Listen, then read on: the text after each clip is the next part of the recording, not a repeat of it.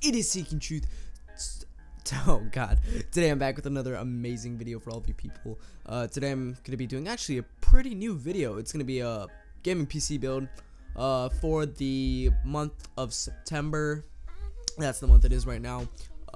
So yeah, it's pretty much a really good budget, about $480 to $500 budget build.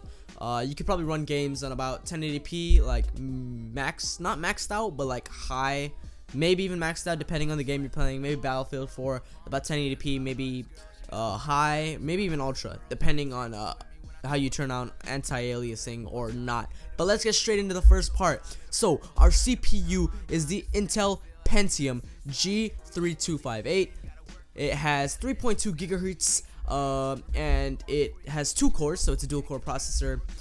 There's, I believe, 2 times 256 KB of L2 cache and 3 megs of L3 cache, so that should be good enough for you. It only takes up about 53 watts, so it's not that much. As I said, I tried to keep all of the wattage down to the maximum low to leave room for upgradability, so you could put in more parts later. So yeah, that's pretty much the CPU. Now, of course, you only have a CPU, you need a CPU cooler, and the stock isn't going to cut it if we want to overclock this beast of a processor, because it is a really good processor for its money. So, for our CPU cooler, we took the Cooler Master Hyper 212 Plus. Now, this is a really good cooler because it's not only does it allow for a lot of overclocking, but it doesn't have any of that stuff where you have to use thermal paste or anything like that.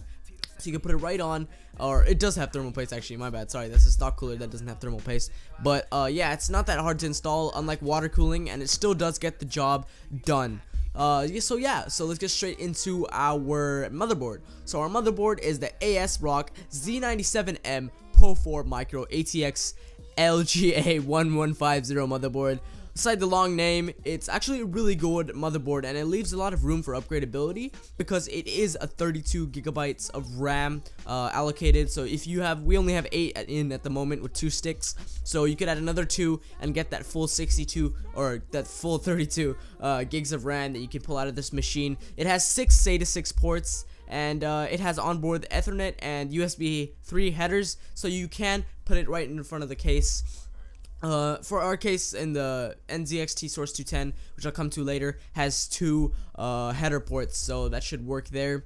So yeah, let's get straight into our RAM. So our RAM is the Corsair Vengeance 8GB DDR3 1600 megahertz of RAM. So this is a really good durable RAM. It should last you really long because of the brand name Corsair. Yeah, it's only gonna take about 1.5 volts of voltage, and it has 240 pin DIMM, so it should fit right into your motherboard.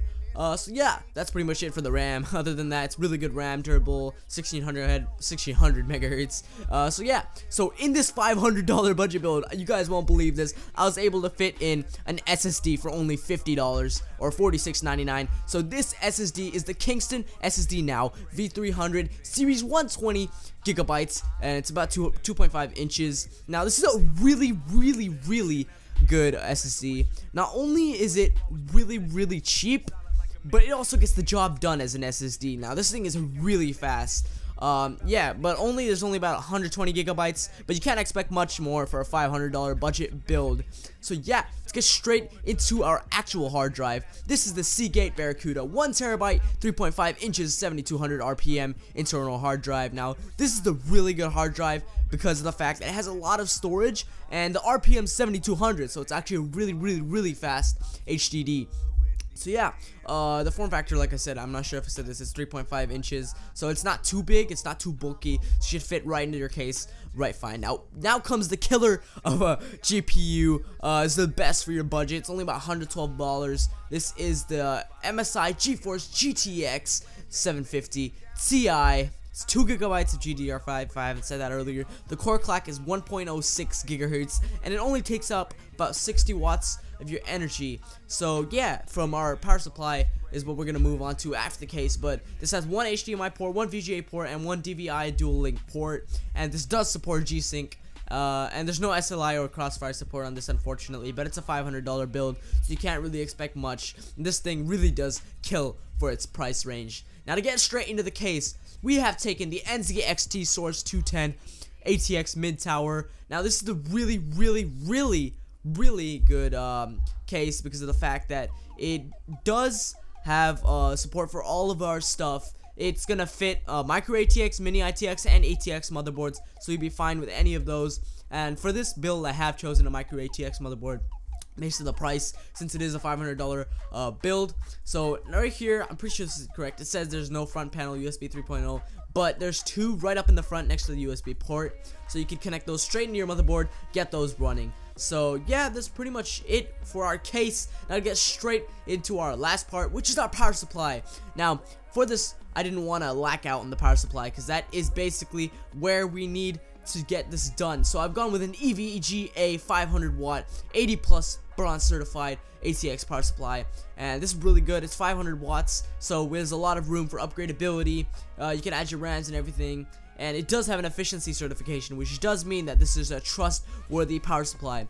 So yeah, if you guys did enjoy this build and want more like these, sorry for such a long video, and sorry I haven't done this before, but if you guys want more PC builds, more tech related videos just like this, remember to drop a like and comment, and if you're new, hit the subscribe button. Remember, stay truthful. I'll see all of you guys sometime later. Peace out.